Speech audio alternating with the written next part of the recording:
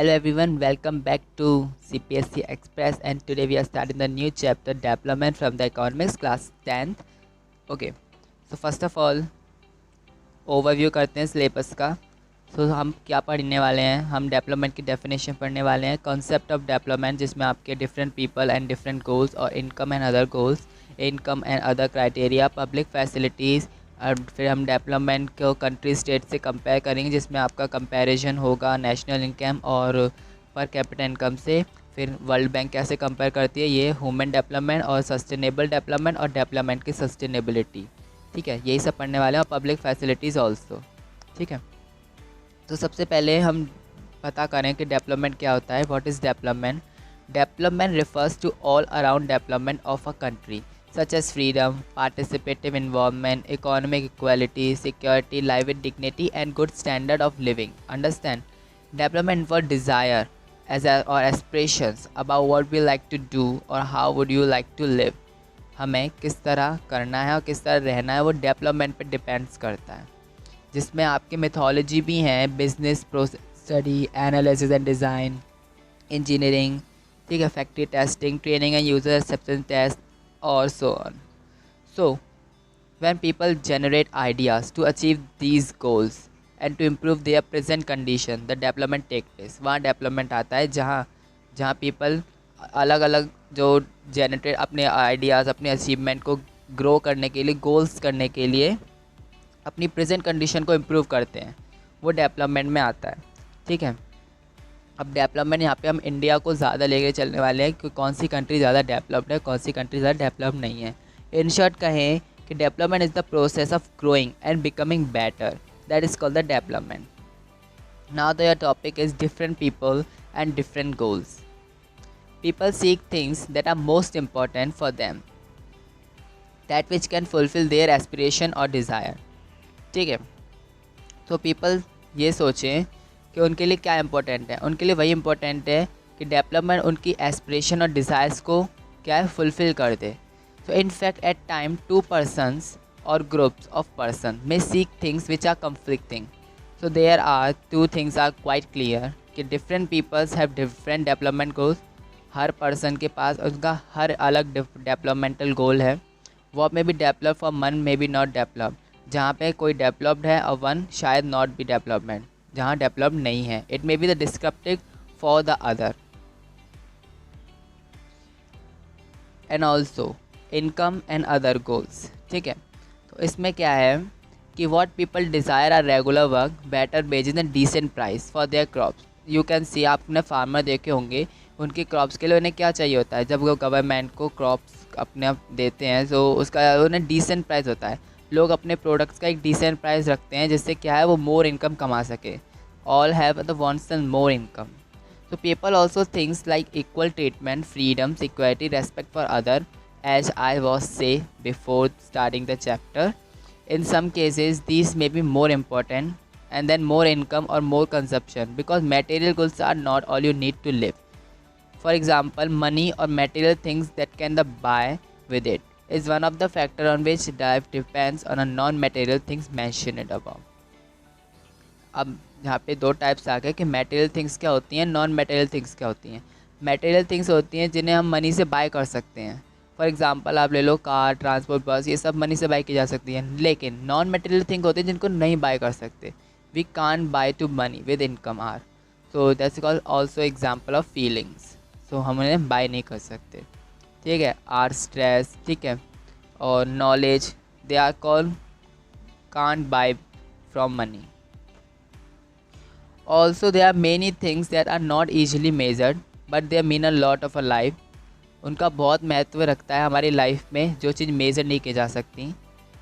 तो इसमें कहेंगे कि जो चीज़ मेज़र नहीं की जा सकती वो इम्पोर्टेंट नहीं है। In the 6th point you have to see however would be wrong to conclude that what cannot be measured is not important. Similarly for development people look at a mix of goals. The developmental goals that a pupil have are not only about better income but also about better income, other important things in life. Now comparison through development of different countries and states. So comparison to national income को हम total income भी कह सकते हैं, जिसमें पूरी country की income को लेके चला जा सकता है। So simple method of comparing development, different nation is total income or national income, however it does not provide clear idea about the development of a country। इससे क्या है, पूरी कंट्री का डेवलपमेंट नहीं पता चला, क्योंकि डिफरेंट हर कंट्री की पॉपुलेशन जो है वो डिफरेंट है। मान ले फॉर एग्जांपल इंडिया की अगर 10 है तो चाइना की 20 होगी, रशिया की 30 होगी और जापान की 40 होगी, इस तरह से एग्जांपल के थ्रू, ठीक है। तो ऐसे हर कंट्री की जो पॉपुलेशन है वो डिफरेंट है, तो वहाँ से हम टोटल इनकम नहीं पता कर सकते। So we use the over average income और per capital income to compare with different country. तो वहाँ पे हम comparison through per capital income यानी पर पर्सन की इनकम से कंपेयर करते हैं।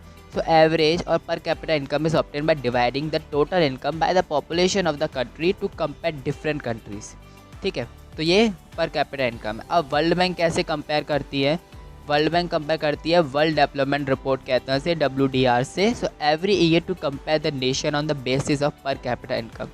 World bank classifies country on the basis of per capital income. Rich countries expect middle east countries are called developed country. तो India is in the category of low middle income country. For countries with per capital income, जैसे मान लो आप 12,056 per annum and above in 2017 are called rich countries. But countries with per capital income $955 or less in 2017 are called low income countries. But India has per capita income of $1,820 in 2017 and is considered as a low middle income country. तो ये comparison हुआ पर capita income से जो world bank करती है, WDR किससे, world developmental report से। अब नेशनल डेवलपमेंट क्या होता है, it is very important to keep in the mind that different person could have a different as well a conflicting notions of the country development. So national development means thinking about fair and just path for all, whether there is a better way of doing things. And your next topic is income and other criteria. इसमें क्या है कि let us compare the per capita income of Maharashtra, Kerala and Bihar. अब यहाँ पे हम compare करते हैं, हम इंडिया की 3 स्टेट्स हैं, महाराष्ट्र, केरला एंड बिहार से। तो यहाँ पे Maharashtra has the highest per capita income and Bihar at the bottom, Bihar बीच में। And so if per capita income were be used to as the measure of development, Maharashtra भी consider the most development country. इन तीनों में से महाराष्ट्र क्या है, मोस्ट डेवलपमेंट कंट्री। क्यों, क्योंकि वहाँ की जो पर कैपिटा इनकम है वो तो केरला और बिहार के उसमें कंपैरिजन में हाईएस्ट है। तो यहाँ पे Maharashtra will be considered as the most developed states, sorry country बोल दिया, स्टेट्स ऑफ द 3, ठीक है। इन तीनों में से महाराष्ट्र क्या है, वो ज़्यादातर डेवलप्ड स्टेट है फ्रॉम इंडिया। अब आता है आपका infant mortality rate. Infant mortality rate क्या होता है, जिसमें पता किया जाता है कि एक साल में कितने बच्चे पैदा होते हैं और कितने लोगों की डेथ होती है, जिसको हम इन्फेंट मोर्टेलिटी रेट कहा जाता है। इसके short IMI, you know the chart के 2019 और 2010 और 11 के बीच जब जनगणना के तौर पर, यहाँ पे लिखा नहीं है, मैंने मेंशन नहीं किया जनगणना, लेकिन आप सुन लो कि 2011 के तौर पे जब जनगणना के तौर पे माना जाता है, लेकिन अभी ये हॉस्पिटलिटी रेट से पहुँचती है इन्फेंट मोर्टेलिटी रेट। कि कैसे पता करता है, इससे पॉपुलेशन का पता होता है कि इंडिया को ले लो कि यहाँ पे कितने बच्चे एक साल में पैदा होते हैं और कितने लोग की डेथ होती है। तो ये सारी लोगों के पास जितने भी गवर्नमेंट डॉक्यूमेंट्स होते हैं लोगों के, उनसे ज़्यादा पॉपुलेशन अब यहाँ पे कंपेयर की जाती है। एंड नाउ आता है आपका लिटरेसी रेट। लिटरेसी रेट क्या होता है, literacy rate the population of adult people age 15 years and over which is literate expect as per percentage of the corresponding population total or given a given sex in the given country, territory or geographic area at a specific point in time, usually mid year. इसमें बताया जाता है लोगों के gender के through compare किया जाता है कि कितने मेल्स हैं कंट्री में और कितने फीमेल्स हैं, कितने अदर्स ओवरऑल, ठीक है।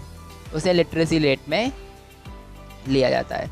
अब आता है आपका नेट अटेंडेंस रेशियो। इसका डेवलपमेंट से क्या रिलेशन है ये देखिए। Net attendance ratio number of peoples of the official age of group given education who attend school at the time express as a percentage of the population in the age group. इसको समझो कि schools में कितने बच्चों ने admission लिया और कितने बच्चे ज्वाइन करते हैं, वो अटेंडेंस के थ्रू ही उस पर रिपोर्ट बनाई जाती है, जिसको हम नेट अटेंडेंस रेशियो कहते हैं NAR के थ्रू। ठीक है, तो जितने स्टूडेंट्स अगर स्कूल अगर ज्वाइन करते हैं तो इससे पता चलता है कि कंट्री की एजुकेशन कैसी है। तो कंट्री अगर एजुकेशन अच्छी है तो वो कंट्री डेवलप्ड कंट्री में आएगी, एजुकेशनल डेवलपमेंट उसका आएगा अच्छा, अगर जितने ज़्यादा बच्चे स्कूल ज्वाइन करते हैं। लेकिन यहाँ पे क्या है इंडिया में कि कहीं अच्छी एजुकेशन है तो कहीं पढ़ते नहीं हैं, और कहीं अच्छी एजुकेशन नहीं है तो कहीं पढ़ने की चाह है। Now is a life expectancy. In short, life expectancy ये पता करना कि कौन इंसान कितना जीने वाला है। वैसे तो इसको सिर्फ एक्सपेक्ट करते हैं कि ये इंसान इतना जीने वाला है।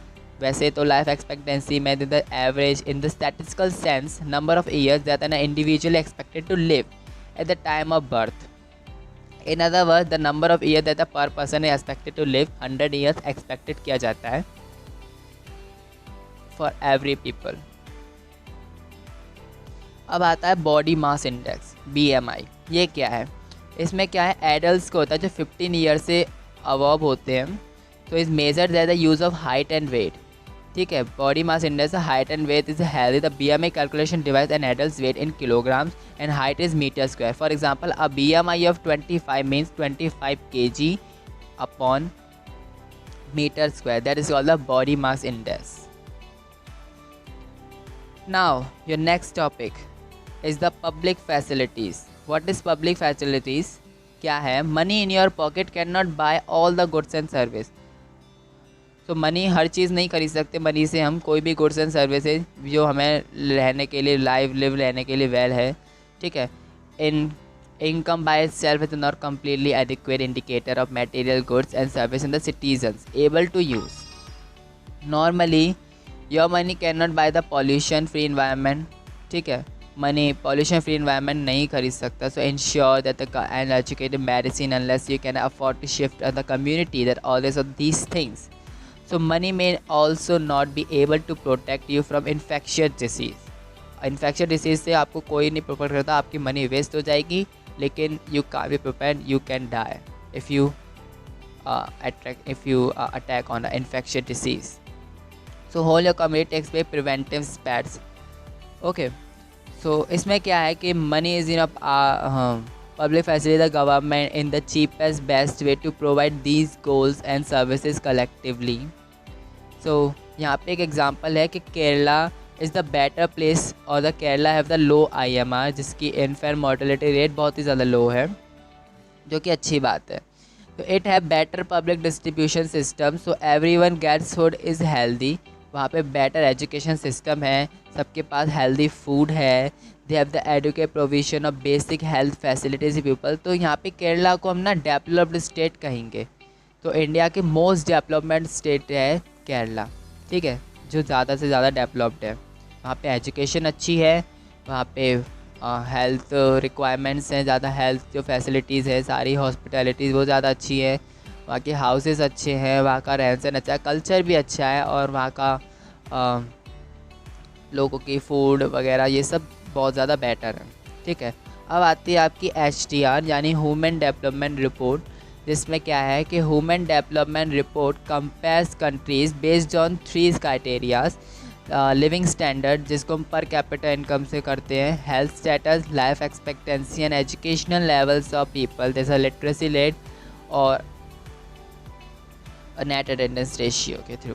तो सम कंट्रीज़ आर मिडल ईस्ट और rich country but they have bad education. कुछ कंट्रियाँ हैं जो मिडल ईस्ट हैं और रिच भी हैं, लेकिन वहाँ पे एजुकेशन बैड है as compare to the India. Also India has the bad education somewhere and health status, so are not consider. इनको हम डेवलप्ड कंट्री नहीं कह सकते। इंडिया के जो HDR रैंक है वो 130 है, और एज कम्पेयर टू श्रीलंका उसकी जो रैंक है this is called the HDR rank is 76।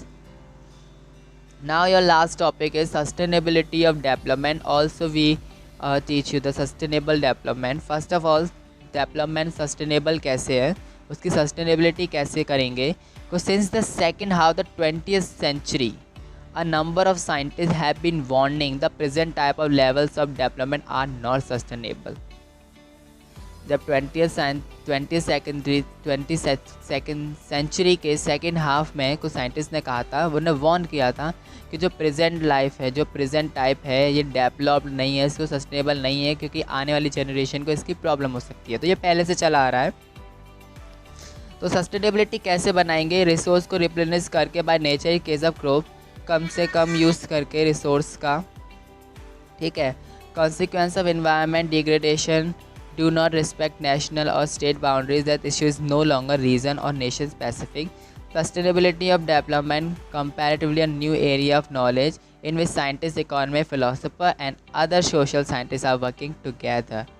Okay, so sustainable क्या है कि पहले से ही थर्ड जनरेशन या नेक्स्ट जनरेशन या आने वाली जितनी भी जनरेशन उनके लिए पहले से ही तैयारी करना।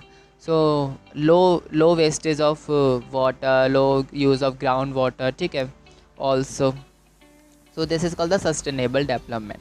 अब फॉर एग्जांपल ले लो, अगर एक नदी है, नदी के ऊपर आपको डैम बनाना है, ठीक है। डैम बनाने के लिए आपने डैम बनाया और आसपास के जो घर हैं वो आपने हटा दिए, तो वो सस्टेनेबल डेवलपमेंट में नहीं आएगा, वो डेवलपमेंट ही नहीं होगा, क्योंकि आपने क्या है घर हटा दिए और डैम बना दिया, तो वो डेवलपमेंट में नहीं आएगा। दिस इज़ द रॉन्ग, ठीक है। सस्टेनेबल डेवलपमेंट इन शॉर्ट कहें कि development should be take place without harming of environment. Environment को विदाउट हार्म किए वो सस्टेनेबल डेवलपमेंट में आता है। For example ground water is under serious that is a over use. Ground water का बहुत ज़्यादा ओवर यूज़ होता है, ठीक है। एक्सेसिव माइनिंग ऑफ आयरन, बहुत ज़्यादा आयरन की माइनिंग की जाती है, गोल्ड, सिल्वर एंड अदर, ठीक है। और also you can see the extraction crude oil and lead to the depletion of stock of the resource का भी ज़्यादा यूज़ किया जाता है, जिससे क्या है from the factories the poisonous gas smoke being release from the factories lead to be as the environmental pollution, जिससे क्या एनवायरमेंटल पॉल्यूशन क्या है फैलता है। So under globalization particularly after 1990 the farmers in India have been expressed to the new challenge such as the competition with other international countries. So these are called the sustainability of a development. So as you know, ठीक है। So sustainability कैसे बनेगी? environmental में a variable natural environmental, sufficient economy और equitable social environment, nurturing community, national urban and sustainable development का so economic development होना चाहिए, natural and built environment. So hey guys, there's a chapter is over and now subscribe our channel and thanks for watching and share, like, comment and share all our video. Thank you everyone, bye bye and good luck for your study. And we will back in the new chapter as a reproduction from the science with us. So keep watching and thanks for being a CBSE Express member. Love you all.